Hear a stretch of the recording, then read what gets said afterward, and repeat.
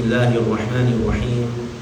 الحمد لله رب العالمين، والصلاة والسلام على سيدنا محمد سيد المرسلين وخاتم النبيين، وعلى آله وأصحابه الطيبين الطاهرين، ومن اتبعهم بإحسان إلى يوم الدين. وأشهد أن لا إله إلا الله وحده لا شريك له، ولا شبيه ولا مثيل له، ولا ضد ولا ند ولا جسد ولا صورة ولا أعضاء له. كان الله ولا مكان، فهو الآن على ما عليه كان، فلا تضربوا لله الأمثال ولله المثل الأعلى. تنزه ربي عن الجلوس والقعود، وعن الحركة والسكون، وعن الاتصال والانفصال. لا يحل فيه شيء ولا ينحل منه شيء ولا يحل هو فيه شيء، لأنه ليس كمثله شيء. مهما تصورت بذلك فالله لا يشبه ذلك، ومن وصف الله بمعنى من معاني البشر فقد كفر.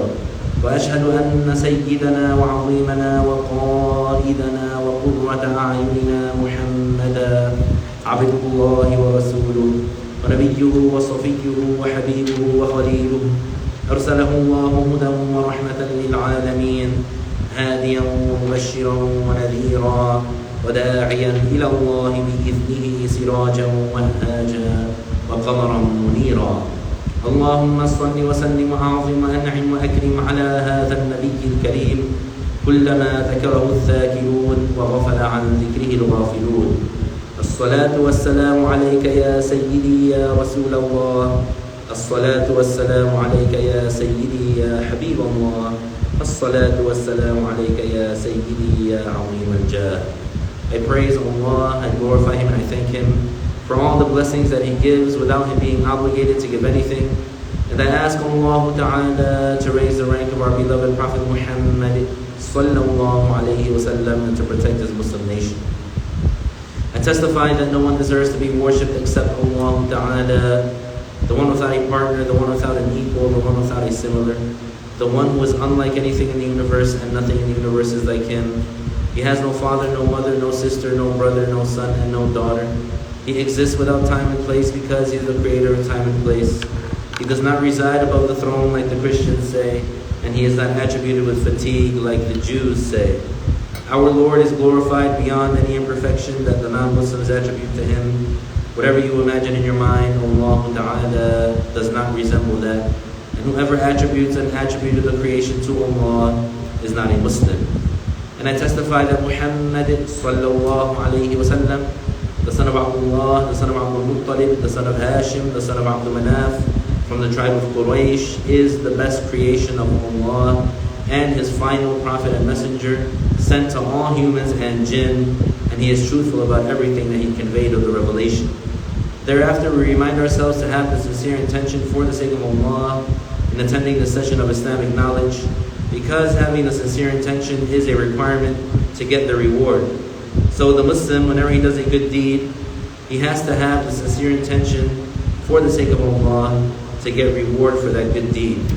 The reward is defined as the compensation that the Muslim receives in the hereafter for the good deeds that he did in this life among what makes him happy.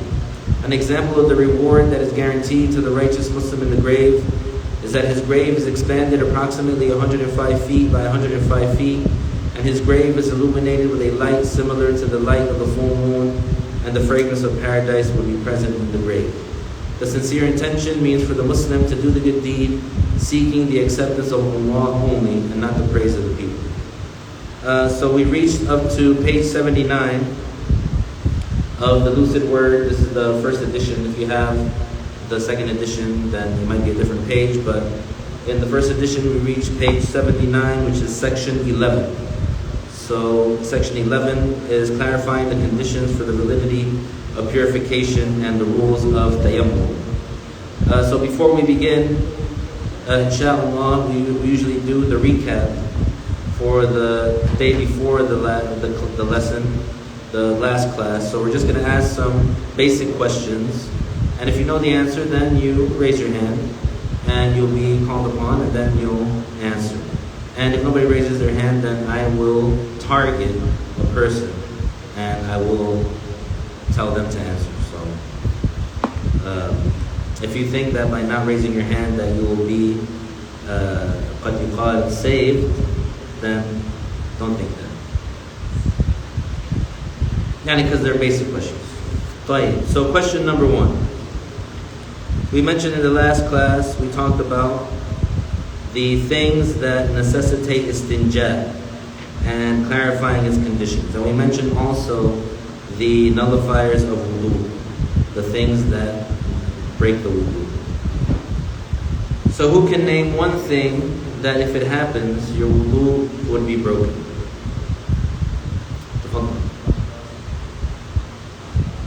Passing gas, that's correct. So this is an example of one of those things. Now the scholars of Islamic law, they mention it in a specific way. And that's one example.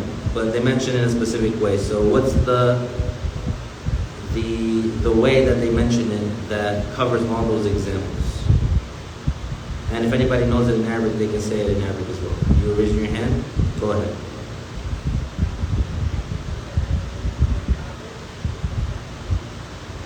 Alhamdulillah, that's a perfect answer. The answer was anything that exits from the eliminatory outlets except the mani. So anything that comes out of those exits except mani would break the wudu. That's good. Alright, that's moving on from that. And about istinja. So what makes it an obligation to make istinja? Also another way that the scholars of Islamic law, they mention in a specific way. Just like when they say in wudu, anything that comes out of the eliminatory outlets except mani breaks your wudu. They mention something similar about istinja. Who knows it? Whether in English or in Arabic.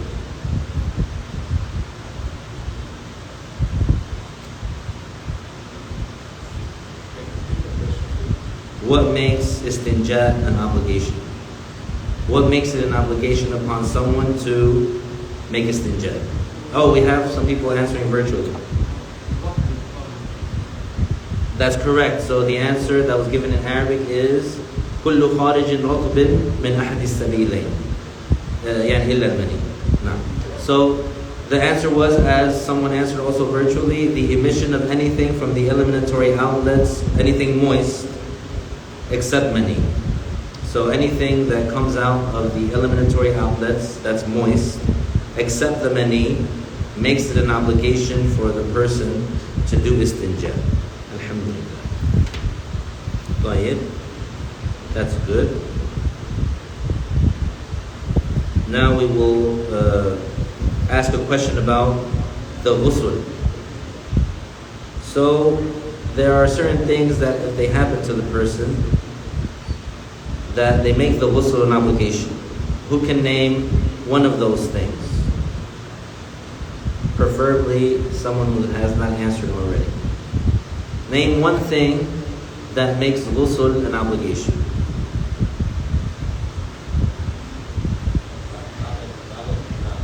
Al-jima', huwa nafsu al-jima'. So the answer was sexual intercourse, which is correct. Who can name another thing that makes the ghusl an obligation?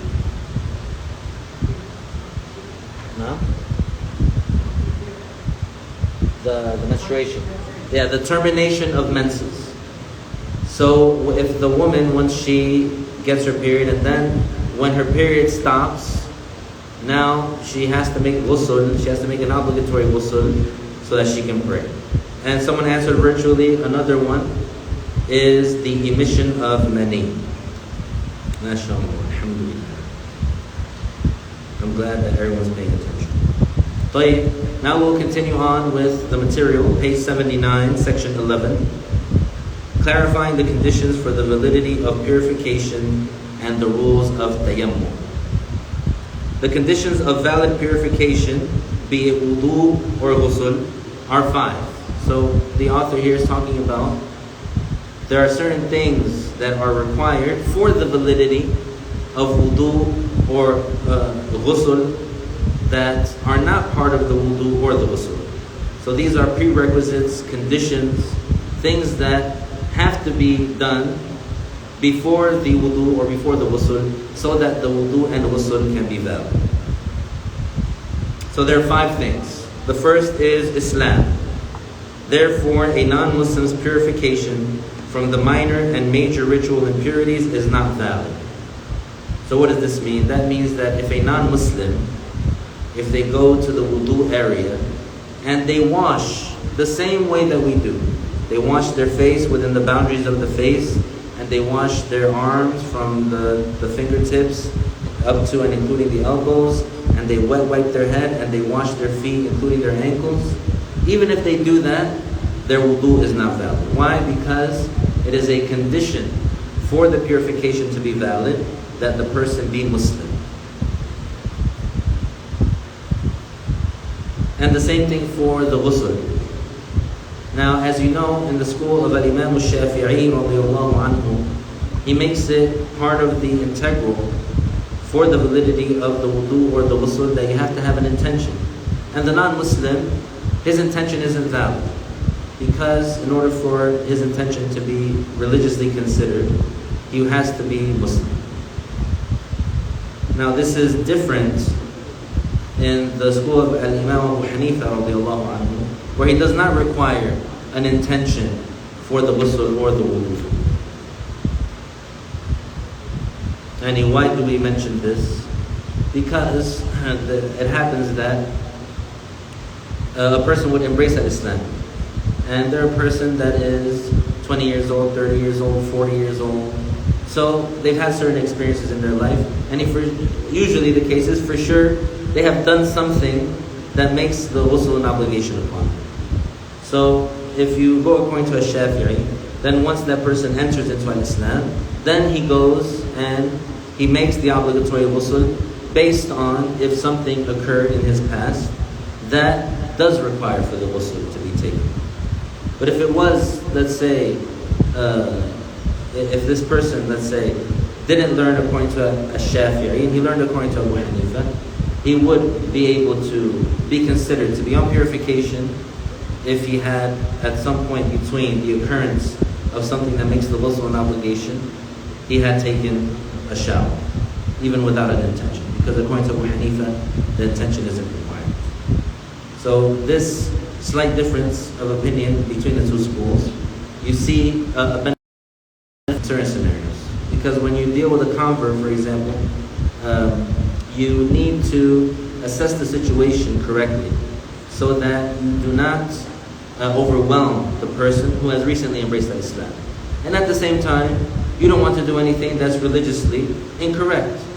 So when you find a way to reconcile between the two things, you do it. So in the case of, let's say, this person, he wants to immediately learn how to pray, immediately learn how to do the acts of worship, then you teach him. You tell him, in the school of the Shafi'i, for example, if you have done this and this, then you have to take a bath. So at that point, the person will take a bath, etc. And there are many musallas that they are equipped with an actual shower for these types of reasons. The person comes, they embrace Islam, and they have the determination, they have the motivation to want to immediately learn and implement, and you give that to them. If they show those signs, you give that to them. You don't try to deter them from that motivation. If you see in them the motivation to implement and to learn and to get right into it, you give them that. And so, for example, they would have a shower in that place, and the person would take a shower. It's not hard or difficult. And they would then be able to pray, for example, when you're according to a Shafi.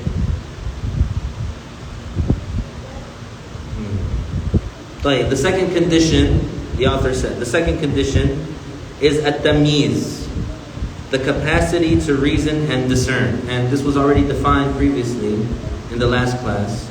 We said the capacity to reason and discern. Yani, when you ask this person who is at this stage of mental discrimination, if you ask them a question, they answer based on their comprehension of what you asked them, instead of parroting an answer.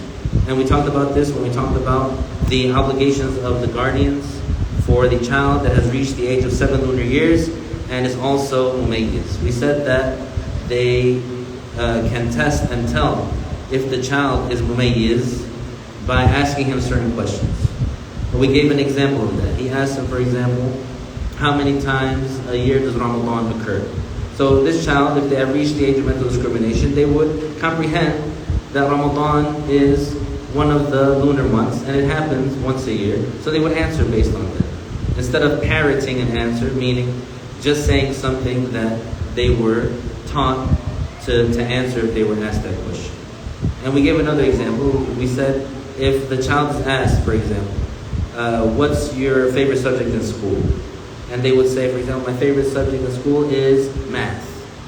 So they're answering based on understanding. You ask them, why is math your favorite subject? And they say, because I like to add things and I like to know how to count things and things like that. Then you know that they're understanding what you're asking and they're answering based on that understanding. But if you ask a child, what's your favorite subject in school? And they say, pizza, then you know that they're not understanding what you're saying. So you know that they're not at the age of mental discrimination. Therefore, so the purification of a non-mumayyiz person, such as a young child or an insane person, is not valid.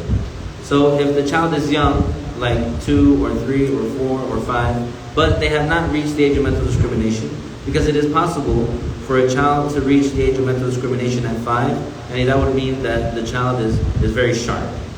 That means that they're very sharp. But if they did not, and if they were at that age and they had mental discrimination, then they could, for example, make wudu. They could, for example, do these purifications.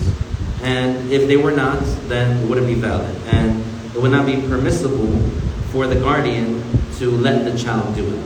It would not be permissible for the child, for the guardian to let the child do it.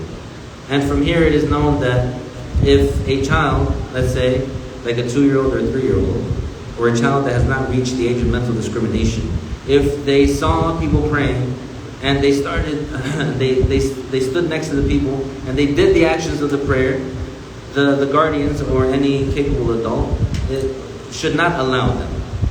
They should explain or tell the child, sit and watch. Sit and observe. Watch us pray. Look how we pray. Because they're not going to be doing it right, and it wouldn't be a valid act of worship, and it's not permissible to do an invalid act of worship. But since the child is prepubescent and not even mumayyiz, they're not going to get any sin, but the adults, they have to prevent it. So the adults should not, let's say, celebrate it and encourage it because it's not correct. The third condition is the absence of anything which prevents the water from reaching the part that must be washed or wiped. Hence, if there was something preventing the water from reaching the part to be washed or wiped, such as grease sticking to the skin, purification is not valid. However, a substance that conceals the color of the skin but does not prevent water from reaching the body part, such as ink, and like the ink of a pen, does not prevent purification from being valid. So this is an important part. Many Muslims nowadays, they might not be aware about this case. So they would have something on their body that makes an actual barrier from the water touching their skin. One example of this is something that unfortunately is common amongst some girls, some pubescent girls, is that they put fake nails on, or they put nail polish on. So there's the case of the fake nails, which is like an acrylic or some other like type of material where they glue it onto the nail. And obviously for sure that causes a barrier between the water and the part that needs to be washed, which is the actual nail, because of the glue and because of the actual nail, the fake nail. And the other thing is nail polish. So the nail polish, usually, most of them, they do prevent the water from reaching the nail. So it would prevent the validity of the wudu. Now here about nail polish, it's an important detail that should be mentioned. Some people, they tell you that, oh, there's some nail polish that it's not waterproof. There's some nail polish that doesn't prevent the water from touching the nail. However, even so, the nail polish, coloring the nails with the nail polish, is not permissible Islamically. And the reason for that, the scholars they mention, is because it is imitating the enormous sinners. Imitating the enormous sinners. And this is something that is a general rule in Islam. It doesn't apply just to what women wear or nail polish or anything like that. It's a general rule that whenever its conditions are found, or whenever its situation, that scenario, is defined as imitating the enormous sinners, then this is something that a Muslim is not permitted to do. Like for example, like dancing that involves winding and twirling, twisting and winding. Like the way that a snake moves, this type of dancing is not permissible because it is imitating the enormous sinners. So, and anything that's like that. There's many examples of that. And also, the rule also includes imitating the non-Muslims. So what does that mean, imitating? It means doing something that is specific to that group of people. Meaning that it's specific to them. It's not something that was, let's say, invented or introduced to everyone at the same time, right? Like you see the clothes that some people wear, like a t-shirt, for example. This is not something that is specific to a group of people. It's something that, for example, let's say, was invented and it was widespread amongst people at the same time. And it's not like it was specific, like only a certain group of people, they wore t-shirts, and then all of a sudden it got exposed to the rest of the world. No, it's something that the whole world got exposed to it at the same time. These things that are specifically haram or prohibited, because of being specific to enormous sinners and the non-Muslims, it's because it was restricted to them originally, and then other people started doing it. Originally, it was specific to them, it was only their thing, and then other people started to do it. So there's many examples of that. For example, like what they call Halloween. This is something that was specific to a certain group of people, and then it became somewhat popular for different other people to do it. And other so-called holidays like Thanksgiving and all these other things were specific to a certain group of people, but then it became something that was, I would say, commercialized, and so other people started to do it. These things, because they were specifically for the non-Muslims, the Muslim is not allowed to do it, just because of that. So the issue with nail polish, it falls under that category. It is something that is specific to the enormous sinner, and so it's something that is haram to do. Something that's haram to do. And when we talk about the enormous sinner, and from amongst the Muslims, the enormous sinner amongst the Muslims. And this is something that is a known rule, and also imitating the non-Muslims. So it is sad to see that many young Muslim women, they do not care about this issue when it comes to the acrylics or when it comes to the nail polish. And I have seen some posts about this issue to try to bring some understanding to the person who is heedless of the advice in this issue. Imagine you're wearing these things, subhanAllah, and you die, subhanAllah. How hard is it to get those acrylics off? Subhanallah. To rip those things off, I've never tried, but from what I understand, it is difficult. And sometimes they can't get them off. And if they can't get them off, then that deceased Muslim cannot be washed. And whatever part of them is washed, then still it's left that part that needs to be washed. So they won't have like a complete washing, subhanAllah. Going to the grave without a complete washing, just to put some fake plastic on your nails, never will be there.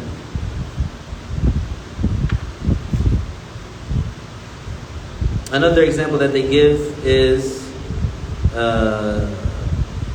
grease. Some thick grease, or grease sticking to the skin that causes a barrier.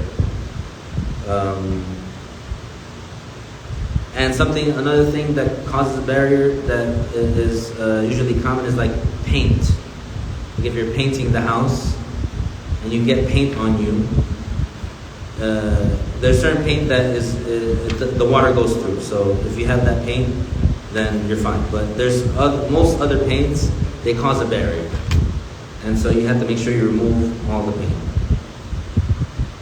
As for the ink of a pen, this does not cause a barrier between the water and the skin, and you will be able to, let's say, make wudu or ghusl, even if you wrote on your hand with a pen. The author said the fourth condition is for water to flow on the part that must be washed while maintaining its natural properties, even if assisted by rubbing with the hand. So what that means is, or when we say Islamically wash, it means for the water to naturally flow. So if you look at the property of water, even if you take a drop of water, right, and you let that drop of water fall on something, what's going to happen? That drop is going to slide. That Islamically is considered washing. That Islamically is considered washing. And this reminds me of something that we did while we were in school. When we were studying, one of our sheikhs, we got talking to the part about the perfect wudu. And one of the aspects of the perfect wudu is to use a little amount of water. And the amount that's mentioned that the Prophet ﷺ made wudu with once was a mud. So you know the mud is a pair of medium-sized hands cupped together. So he told us, he said, do this. And he told us to do it. He didn't put a grade on it or anything, but he was emphatic about it. He told us to do it, to make sure that we do it. And he said, with all the sunnahs, not just the minimum wudu with a mud of water, all the sunnahs, he said. He said it's more than enough. So what you do is you take the mud of water and you put it in a container. So you fill your hands up, and more or less estimating if your hands are medium sized. And if your hands are on the small side, you add a little bit more. But you take that amount, you put it inside a container, like a cup or something. And then you take little by little. Now, if you understand that a drop of water, putting a drop of water, let's say on the skin, and that water sliding, whether it was on its own or by you rubbing it, that Islamically that's considered washing, then the issue becomes clear. And that you don't need a lot of water. When they say washing in the Islamic context, in this part of the Islamic law, they are excluding wiping, wet wiping. So they say ghusl is referring to the opposite of masah, these two terms. So the ghusl is by جريان الماء, والمسح هو بغير جريان الماء إنما برطوبة الماء, بمسح رطوبة الماء على الموضع. So they differentiate between the ghusl and the masah by these two things.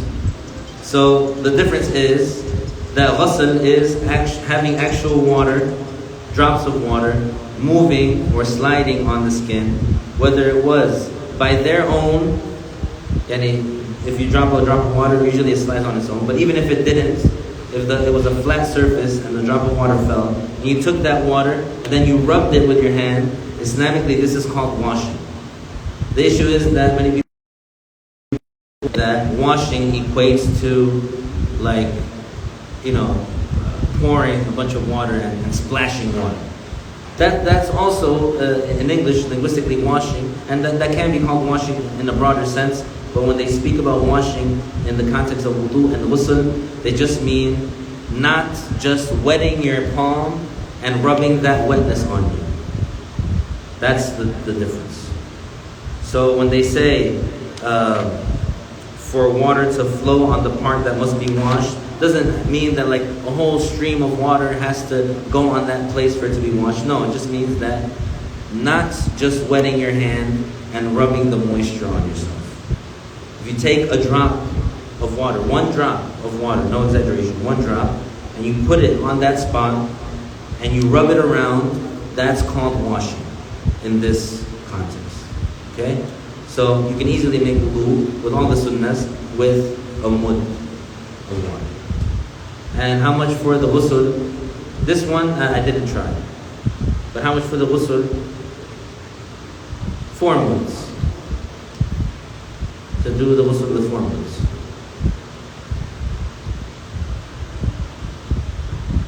Or maybe 6. I don't remember right now. I'm doubting. Could be 4, could be 6. Any questions about that before moving on to the 5th condition? And so this shows you that Islamically it's very easy to do these things. Some people, because of lack of knowledge or because of a disconnect that they have in their mind, they would make the issue more difficult for themselves than it needs to be. The 5th condition is to use water that is pure in itself and purifying for others. This is called absolute water. That is that which we call water without any necessary restriction, as is the case with rainwater.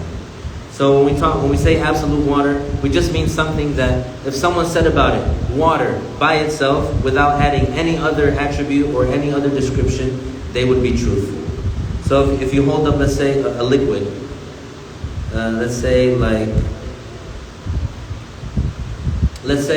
rose water, right? If you ever seen rose water, it looks exactly like water. It's clear, it looks exactly like water. The difference is that it's something that's distilled from roses and it smells very good. But if you were to look at it just like that, you can't tell the difference between that and water. But if someone were to ask you, what is that you're holding in your hand? And you just said water, while you know that it's rose water, then you would be lying. It wouldn't be true. Because it's not actually water. You tell someone this is water, they're like, oh, I'm so thirsty, let me get a sip. And they drink it, they're in for a surprise. It's not going to go well. They take a big gulp of the rose water thinking that it's water. Yani, it's not water.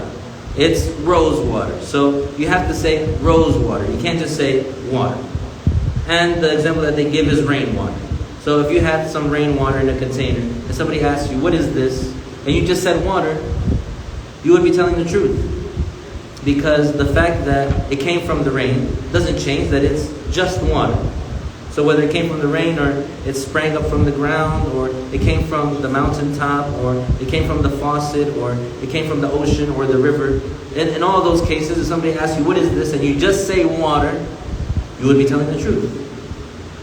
So that's what they mean by absolute water. Water remains absolute as long as it is not stripped of its name as a result of being mixed with a pure substance from which the water can be easily shielded. This means if the word water is no longer applicable to the liquid, owing to its significant change, then it is no longer absolute. For example, if the water were mixed with milk, ink, or the like, and now this mixture, it can't be called water anymore. It just be called milk, watery milk, or water and ink, or what else did they say? That's it, just milk and ink. So what's the difference here? The difference is if I have, let's say, a glass of water, pure water, and I put a drop of milk in it, will that drop of milk change the water to an extent that the term water by itself is no longer applicable to that mixture? If the answer is no, it doesn't change it, you can still call it water, then it's still water. If the answer is yes, it does change it can't be called water anymore, then it's not absolute water anymore. This is the case for something pure that gets mixed with the water that can be easily shielded. Now when we say mixed, what do we mean? A mixable substance is visually indistinguishable from the water it was mixed in, contrary to an unmixable substance that only comes in contact with the water. Any change as a result of coming in contact with an unmixable substance does not affect the purifying character of the water. If the mixable substance alters the water, causing a major change in its color, taste, or smell, in such a way that the name water may not be applied to it, then it is no longer considered absolute water, thus losing its quality of affecting purification. So, just like I said, if you put 1 drop of milk into that water, is it going to change it to the extent where you can't call it water anymore? If the answer is yes, it changes it to the extent where you cannot call it water anymore, then this is not purifying water. It's not absolute water. And if the answer is no, it does not change it to the extent that it's not called water anymore. It still can be called water even though there's a drop of milk in it. This is absolute water. Because that milk becomes mixed in. It's not distinguishable with the naked eye. So it's an example of something that is distinguishable. Let's say you have a glass of water and you take a stick. Have you ever seen a stick of sandalwood? There's a wood that exists in nature, and it gives a good smell. It's literally like a piece of wood, but it smells good. If you take that hard piece of sandalwood and you dip it in the water, can you still tell the water from the wood? Yes. The wood is distinguishable from the water. You can tell them apart. This is what we mean by unmixed. It's not mixed together because there is no dissolving. There is no dissolving to the point where this thing cannot be differentiated from that thing. When you dip the sandalwood in the water, you can still tell it's a piece of wood in the water. It hasn't dissolved. So it's considered unmixed. So if because of that, now the water smells like the sandalwood, does this mean that this is no longer water? The answer is no. Because even though there was some change that occurred in the water, but that change occurred because of something that touched the water that's not mixed with it, so it doesn't affect the purifying property of the water.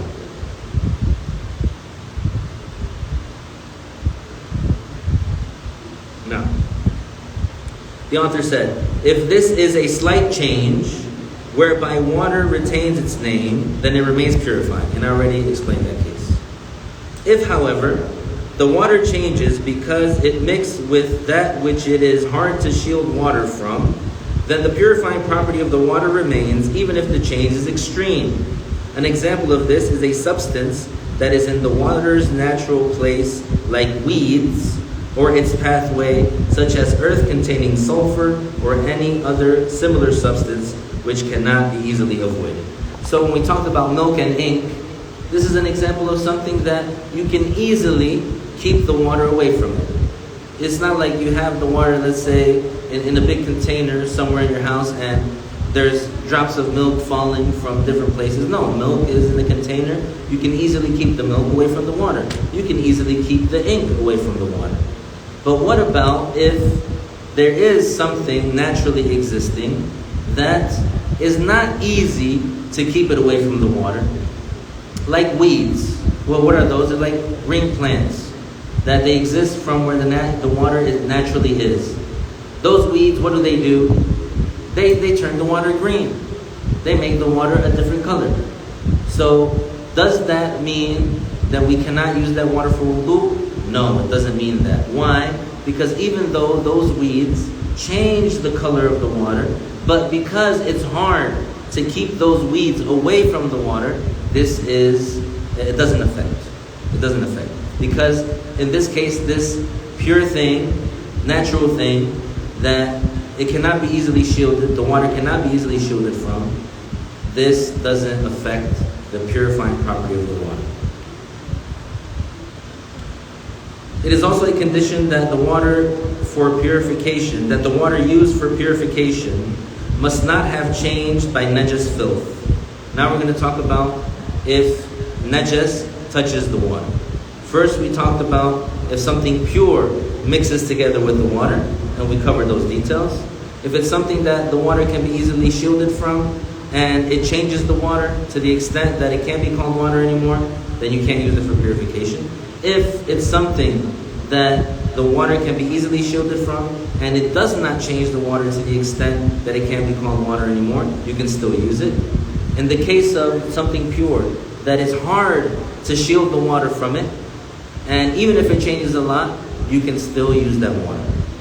Okay? That's for things that are pure. Now we're going to talk about najas. Alright? So, the author said, It is also a condition that the water used for purification must not have changed by najis filth like urine, whether the amount of water the najis came in contact with was small or large, even if it was a slight change. Because any change due to contact with najis makes the water impure, regardless of whether the change is small or big. However, if there is a large amount of water and no change occurs as a result of the contact with the najis, the water remains pure and purified. So here's an easy way to look at this case. The easy way to look at it is, in all cases, if the water changes because of its contact with najis, it can't be used. In the case where it's a lot of water, and when we're going to mention what that amount is, in the case where it's a lot of water, as long as the water doesn't change, even a little bit, because of its contact with the najis, then the water is still pure and purified. Okay? Now they're going to mention these details. If the water was a little amount, that is less than 2 qullas, what is a qulla? A qulla is a container which holds approximately 95 liters of water. So how much is 2 qullas then? 95 plus 95. Quick math. Mental math. 190. So approximately 190 liters. This is what's considered to be 2 qullas. So 2 qullas is the amount of water contained in a cubic container with the dimensions of 1 cubit and a quarter in length, width, and depth. So the scholars of Islamic law, they also mention a measurement, so that you can measure if something is a lot of water or not. So they mentioned if you had a container, like let's say, or a hole, and it's 1 cubit and a quarter in length, so it's 1 cubit and 1/4 of a cubit long, and it's 1 cubit and 1/4 of a cubit wide and deep. The amount of water that fills that up is 2 qullas. Then it is a condition, in order for the purification with this water to be valid, that it does not come in contact with najis filth that is not exempted, because the water becomes impure through this contact. So now we know that if any najis, any unexempted najis that comes into contact with a small amount of water, which is less than 2 qullas, that's the small amount, less than 2 qullas, less than approximately 190 liters, even the smallest amount of an unexempted najis that comes into contact with it, the smallest visible amount, this makes all that water impure. So if somebody had, let's say, a cup of water, is this less than 190 liters? For sure. So if 1 drop of urine falls into that glass or touches that water, all that water becomes filthy. And we don't check, did it change, did it not change? Just by coming into contact with it, just by touching it, it becomes filthy. However, if the water comes in contact with an exempted impurity, like if an insect that does not possess flowing blood dies in the water, or dies before falling into the water, and then is thrown in by the wind, for instance, provided no change occurs in both cases, then the water is not rendered impure. Now, an additional thing for the little amount of water, in the case of the the exempted najis, it's always with the condition that it doesn't change, that it doesn't change the water. But in the case where an unexempted filth falls into a little amount of water and it changes the water, khalas, that water is filthy now, even though that thing originally was exempted filth. So what's an example of an exempted filth? An insect that does not possess flowing blood.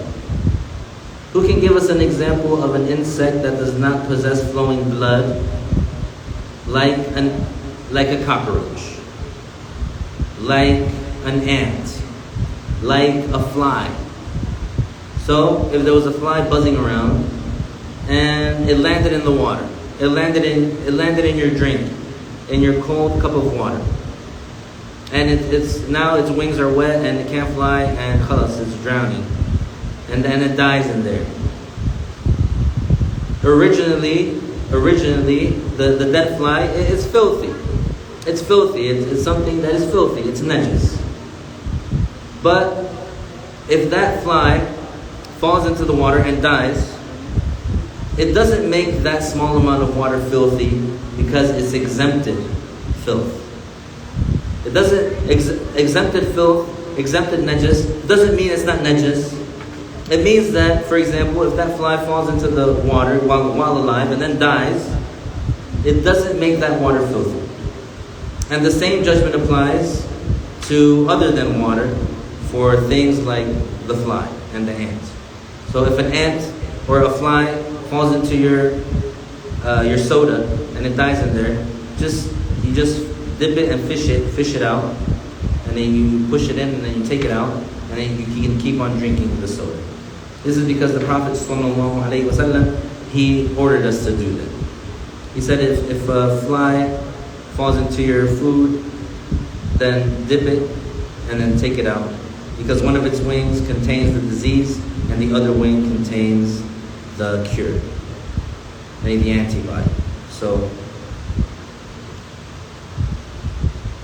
the scholars of Islamic law, they said this is a proof that the fly is exempted filth, because the norm is if you dip the fly into the liquid, it's going to die.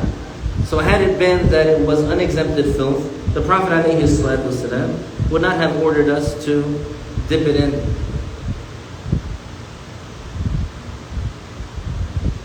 So they mentioned if it falls inside while alive and then dies inside, or if it died before falling in and something like the wind caused it to fall in. This is to exclude the scenario where it's dead and it's purposely put into the liquid. If it's dead already and it's purposely put into the liquid, then this is filthy. It's not exempted anymore. No. Any questions about that before moving on? It is also a condition in order for the purification with this water to be valid that this small amount of water has not been used to remove major or minor ritual impurity, hadath. Unlike the water used for the second or third wash and the like, it remains purifying. So now what do they mean by that? When you first make wudu, like let's say you're washing your face, the first wash, the water that disconnects off the face from the first time you wash your wudu, this is called used water. It's already been used to lift the hadath, to lift the impurity, the ritual impurity from that organ, which is the face. So the water that drips off of it from the first wash is called used water. The second time you wash your face for the sunnah, the impurity has already been lifted, so the second time you wash, that water that drips off is still purifying, because it was not used to lift an impurity. It is also a condition that the small amount of water has not been used to remove najas filth. However, if the water was neither changed by the najas it removed, nor increased in weight because of it, then it is pure but not purifying. So now this is an important case to know. We said that if there's a small amount of water and filth comes into contact with it, that automatically unexempted filth comes into contact with it, automatically this water becomes filthy. Now, let's say we have a small amount of water, and there's a spot that has some unexempted filth, and I want to clean it, like let's say off a shirt or something. So I pour that water on that spot to remove that filth, that unexempted filth. What is the judgment of the water that comes off what I washed? You have two scenarios. One scenario is that it's still pure, that itself is not najas, that water that was used is not filthy, it's pure. It's used, so you can't use it for purification even though it's pure, but it's not filthy. The second scenario is that it's filthy. So what are the conditions in order for that disconnected water to be judged as pure? The conditions are that it was neither changed by the filth that it removed, nor increased in weight because of it, and that that was washed is judged as pure as well. So if you took some water and you poured it on the place, and that place became pure, and the water that was left over didn't change in color, taste, or smell because of the washing, and it did not increase in weight, then that water is judged as pure. Clear on that?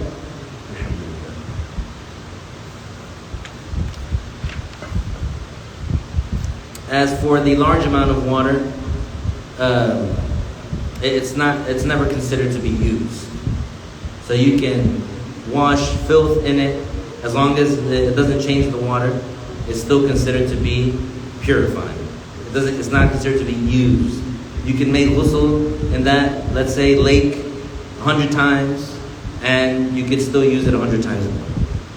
It's not considered used. No. Are there any questions about any of that? Any of those cases? I know we covered a lot of cases today, but we're making headway with finishing the book. I want to take the remaining time of the class to talk about something which is very, it matters to us as Muslims, and it's very important to have the right guidance about it as Muslims. Our way, our leader, the one that we follow, is Prophet Muhammad sallallahu alaihi wasallam.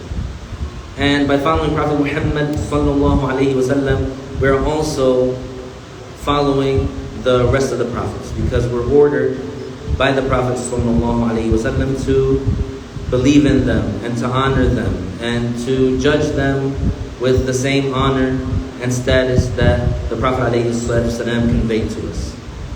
So all these prophets that came to the earth, from Prophet Adam being the first, and Prophet Muhammad sallallahu alaihi wasallam being the last, they all came with the revelation. They all received the revelation from the Creator of the universe. What makes us Muslim is that we submit to that, we believe that, and we accept that, what we believe. We believe that these men, that they had the human perfection.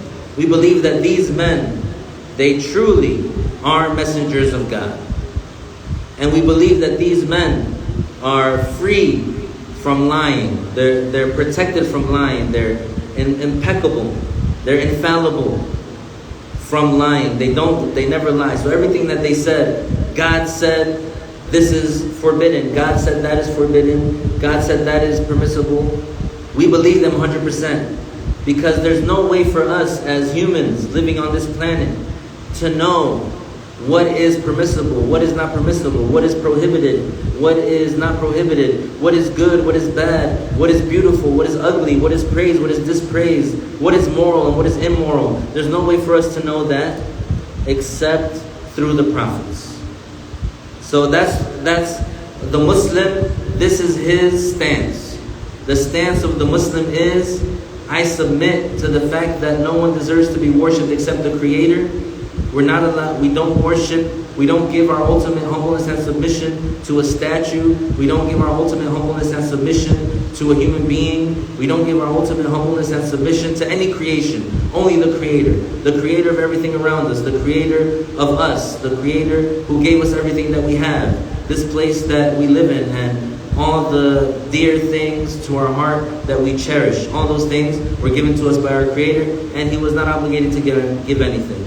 We submit to that, and we submit that that Creator, He has the absolute authority, and He judges whatever He wills, and He decrees whatever He wills.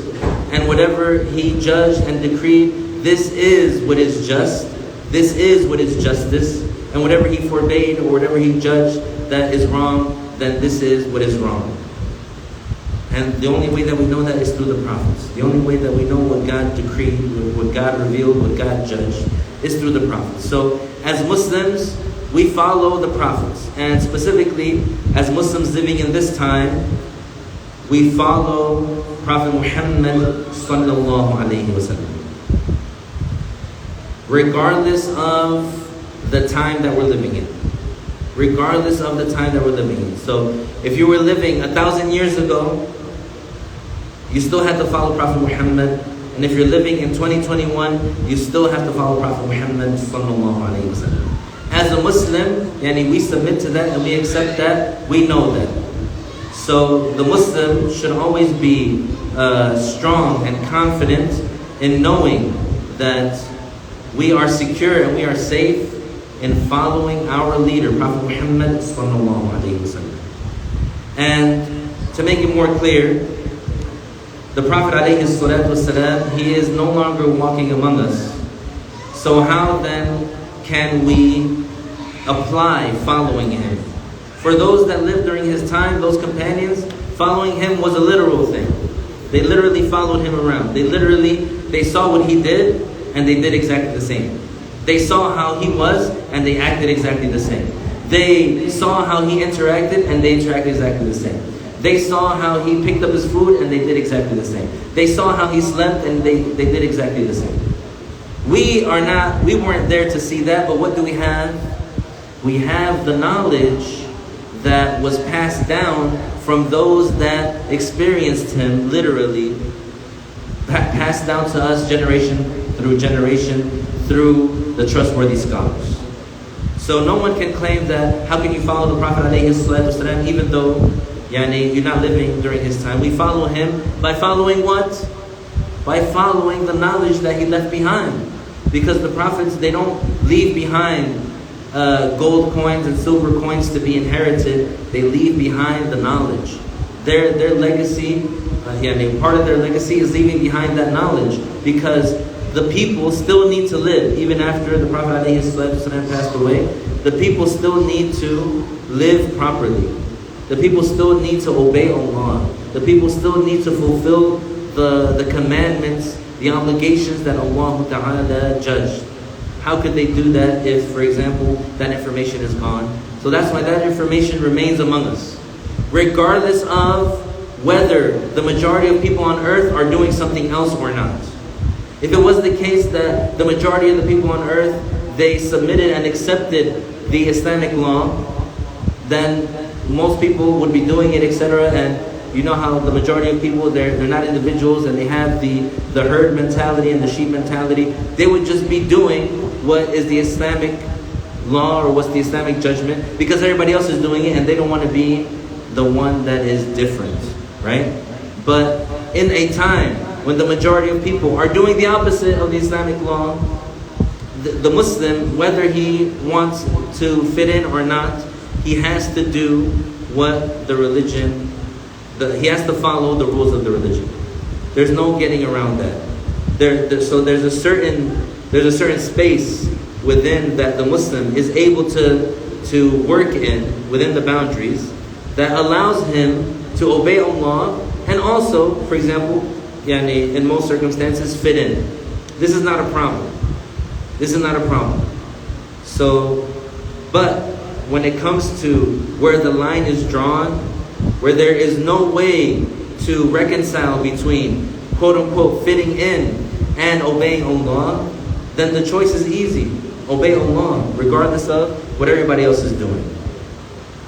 This fact, the fact that the Muslim wants to obey and should obey and has to obey what God ordered, this does not equal to extremism. This does not equal to extremism.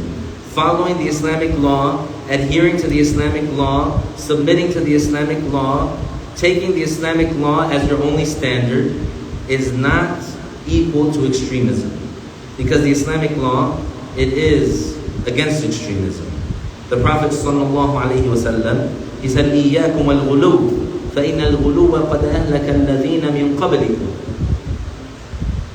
This hadith of the Prophet ﷺ, it means beware of extremism, because indeed, certainly, extremism has destroyed those who have come before you. So the Islamic law is against extremism. The Islamic law repels extremism. The Islamic law warns against extremism. The Islamic law does not come with extremism. So obeying Allah, adhering to the religious laws, following the Islamic law, this does not equate to extremism. Now, many people nowadays, they have a problem with the Islamic law. And so they use language to try and make it seem like following the Islamic law and extremism are the same thing. But do not be fooled or do not be bullied by this tactic. Do not be intimidated by this tactic. Nowadays, in a world where they supposedly want to let everybody do whatever it is that they want to do, but when it comes to the Muslim, they want to criticize the Muslim. When it comes to the Muslim, they want to tell the Muslim, no, don't follow your religion. They want to oppress the Muslim. They want to stop the Muslim from doing what he wants to do in his religion, what his religion orders him to do, what is the proper thing to do in the first place anyways.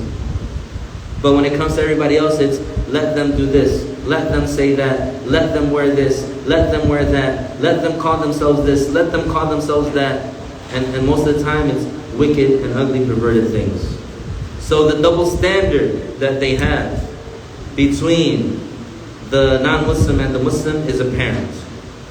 And the Muslim should feel safe and okay and secure and confident that he can follow the Islamic law and that he stands up for the Islamic law. Because following the Islamic law is not the same as extremism. Now, one last point is that there are many parts of the Islamic law that require a Muslim government, that require a caliph. And nowadays there is none. So those parts of the Islamic law that are specific to be employed or implemented when there is a caliph, we're not talking about that right now. We're talking about in general, the Islamic law in general. Like for example, the woman wearing a hijab. It is revealed in the Islamic law that it is an obligation upon the pubescent woman, or it's an obligation upon the woman to cover her entire body except her face and her hands with something, with a fabric that conceals the color of her skin. However that takes place, however that takes form, this is what has to happen. No one can come and try to force a woman to not wear the hijab. No one can come and try to force a woman to show parts of her body. And no one can come and say and tell a woman, go ahead and show parts of your body. Go ahead and walk outside and show parts of your body. That, to force a woman to show parts of her body, and to enable a woman to show parts of her body, both of those things are wrong. Those are two extremes. The moderate is that the woman can show her face and her hands. That's the moderation. That is not extremism. That is the Islamic law, and that is what's proper, and that's what should be done. Now, whether or not we're in a position to enforce that or not is a different conversation, but the fact of the matter still remains. You cannot criticize a Muslim for not wanting to enable a woman to show off her body. You cannot criticize a Muslim. You cannot say, oh, you're bad as a Muslim because you don't want a woman to show the parts of her body that she's not allowed to show. A Muslim cannot be criticized for this. The non-Muslims, they might not understand that, but amongst the Muslims, this issue needs to be understood. You cannot say about a Muslim, they're bad or they're evil because they won't let a woman walk outside without wearing her hijab. This cannot be done. And on the other end, it cannot be praised or celebrated or supported if there's another Muslim that is encouraging women to go outside wearing whatever they want, whether with a hijab or not a hijab, short skirt, long skirt, whatever. Both of those things are wrong. We ask Allah Ta'ala to forgive our sins. We ask Allah Ta'ala to make us as perfect Muslims and to make our final words, La ilaha illallah Muhammadun Rasulullah sallallahu alayhi wa sallam. Someone virtually asked if we could repeat about the fly. And the summarized version about the fly is, if a fly is flying around and it falls inside of your drink, you can still drink that drink. Just take the fly out and continue drinking your drink. Your drink would not be filthy. نهلل لا إله إلا الله اللهم صل على سيدنا محمد وعلى آله وصحبه وسلم رب اغفر لي وللمؤمنين والمؤمنات بارك الله فيكم.